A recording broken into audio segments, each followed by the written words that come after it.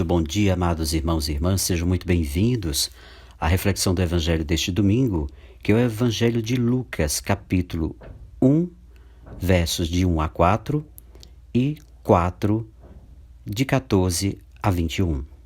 O programa de Jesus liberta os pobres. Lucas adicionou no seu Evangelho ao excelentíssimo Teófilo, nome que significa amigo de Deus.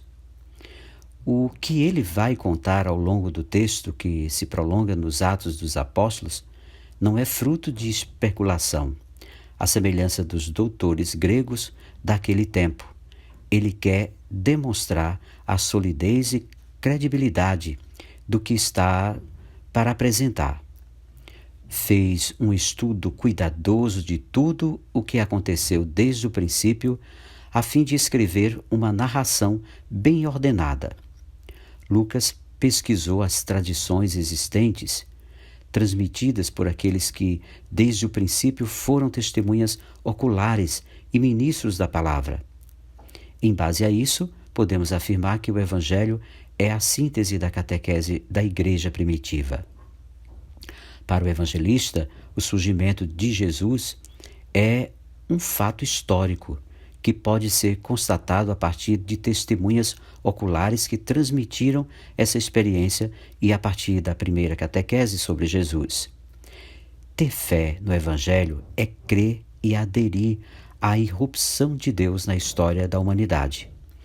Nesse sentido, todos nós somos teófilos, todos nós, destinatários dessa mensagem. Nesse primeiro ponto, Jesus caminha no meio do povo.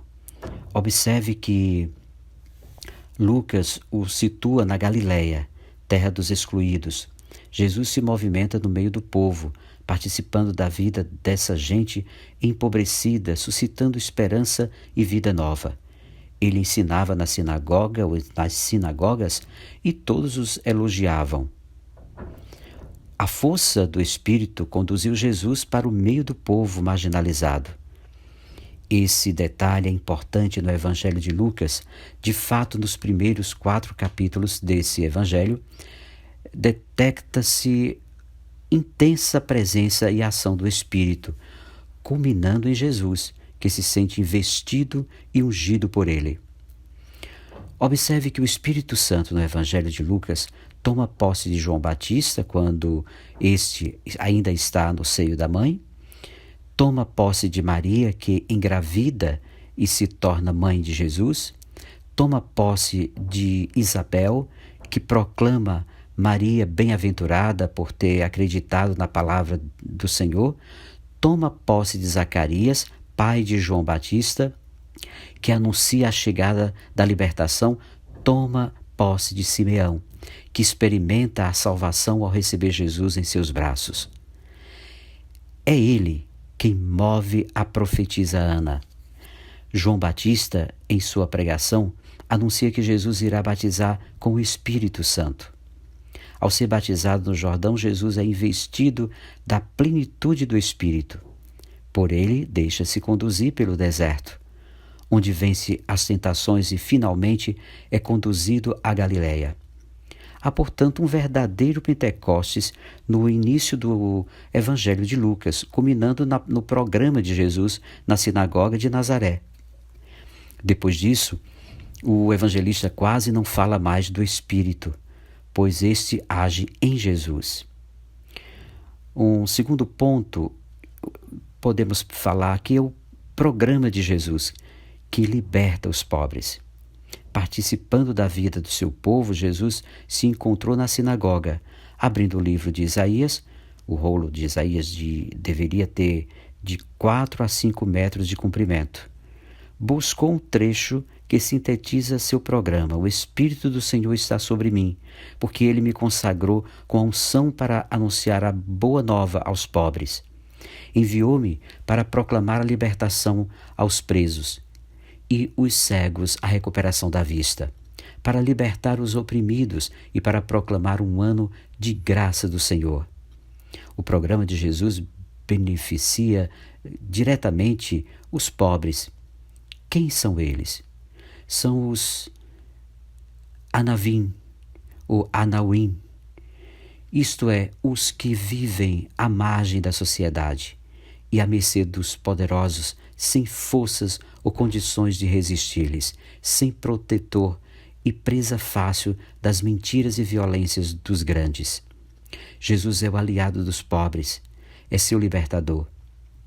Nisto consiste a boa nova por ele anunciada. De fato, ao longo do Evangelho de Lucas, vemos que Jesus se posiciona sempre a favor dos empobrecidos e marginalizados. A boa notícia consiste na libertação dos marginalizados, presos soltos, cegos enxergando, oprimidos libertados. Jesus veio proclamar o ano de graça do Senhor.